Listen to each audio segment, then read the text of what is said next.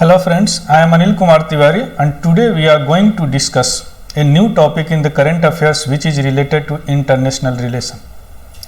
Topic is about the G7 countries, G7 summit postponed. In this topic we will discuss in the section wise which is very important in your examination. तो चलिए शुरू करते हैं, let's start. First we will discuss why appeared in current affairs. ये topic क्यों current affairs में हम लोग पढ़ रहे हैं. Then we will discuss what is the group of 7. Group 7 क्या होता है. Then we will discuss how the G7 summit works. यह कैसे काम करता है G7 summit which was postponed. उसके बाद देखेंगे G7 और G20 क्या है, क्योंकि दोनों में कुछ ना कुछ रिलेशंस है. तो चलिए शुरू करते हैं. Why appeared in current affairs. Because of this Donald Trump postpones G7 summit. उन्होंने इसको पोस्टपोन्स कर दिया है. Wanted the India and other joined the group. और ये G7 समिट पोस्टपोन. आप देखेंगे कि इसमें न्यूज में क्या है. What is in the news. Why appeared calling the existing group of 7 club is the very outdated group of countries. उन्होंने कहा कि अब ये आउटडेटेड हो गया है. और ये wanted to include India, Russia, South Korea and Australia in the group, although it was the unclear whether he wanted to expansion to be permanent. अभी अनक्लियर है कि वह एक्सपेंशन परमानेंट करना चाहते हैं, इन सारी कंट्री को परमानेंटली इंक्लूड करना चाहते हैं या नहीं. Trump has also deferred this year summit is the 46. ये थोड़ा सा इंपॉर्टेंट है. यह समिट जो था इस ईयर होने वाला था, जो यूएस में होने वाला था, वह 46 था. Saying I am postponing it because I don't feel that as a G7 as a properly represents what's going on the world. उन्होंने बता दिया कि very outdated group of the country, और वैसे सोच नहीं रहा हूँ कि जो प्रॉपरली रिप्रेजेंट करना चाहिए वह नहीं कर पाता है कि what's going on in the world. The Trump summit was scheduled to be held in the 10 to 12 at the camp David in the USA में होने वाली थी, और यूएस ही उसका चेयर था भी G7 कंट्रीज का. Last year the G7 was held in the August 24-26 in the Biarritz in the south western France, where the prime minister Narendra Modi was invited to attend as a special guest of French President Emmanuel Macron. Emmanuel Macron का special guest बन के prime minister Narendra Modi उसमें भाग लिए हुए थे, क्योंकि उस समय फ्रांस था इसका चेयर कर रहा था इस समिट का, इसलिए उनके गेस्ट बन के प्राइम मिनिस्टर गए हुए थे. Then we will discuss what is the G7 group. ये तो हम लोग न्यूज़ देख लिए. अब थोड़ा सा देखते हैं कि G7 ग्रुप क्या होता है.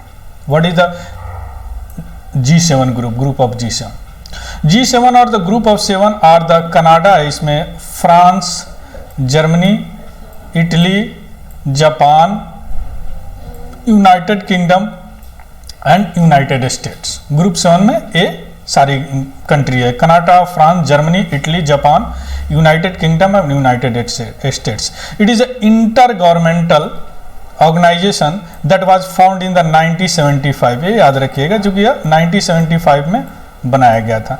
Bye the top economics of the time as an informal forum to discuss pressing world issue. Canada joined this group is 1976 and the European Union began attending in 1977. Initially formed as an effort by the US and its allies to discuss economic issues, G7 forum has deliberated about the several challenges over the decade, such as the oil crisis of the 1970, economic जो crisis हुआ था, economic changeover of the ex-Soviet bloc nation, and many pressing issues such as the financial crisis, arms control and drug trafficking. ये सारी चीज़ों को उन्होंने बड़ा अच्छी तरह डील किया था इनिशियली में, जब 1975 में बना था, क्योंकि एक्स सोवियत यूनियन ब्लॉक थे. पहले सोवियत यूनियन 1991 में सोवियत यूनियन खत्म हो गया था. उस समय ऑयल क्राइसिस भी 1970 में हुए थे. इकोनॉमिक चेंज ओवर हुआ था एक्स सोवियत ब्लॉक नेशन में.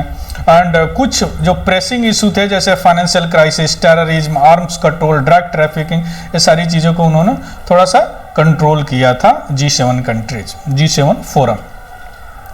G7 as known as G8 for several year. G7 जो था वह G8 बहुत सारा साल तक जाना गया था after the original 7 was join by the Russia इन 1997।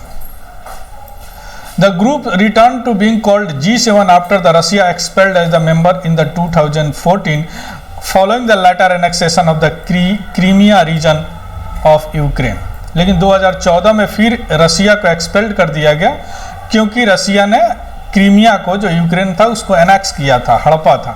उसके बाद में फिर यह G7 का G7 हो गया, पहले G8 बहुत दिन तक जाना जाता था। Since his election of 2016 president Trump has suggested on the several occasion that the Russia be added again given what is describe as a Moscow global strategic importance. उन्होंने कहा था कि मॉस्को को बहुत स्ट्रेटेजिक इंपॉर्टेंस है, इसको 2016 में भी उन्होंने कहा था कि इसको इंक्लूड करना चाहिए G7 कंट्रीज में। G7 does not have formal constitution, ये देखिए G7 does not have the formal constitution और the fixed headquarter, इसके पास नहीं है।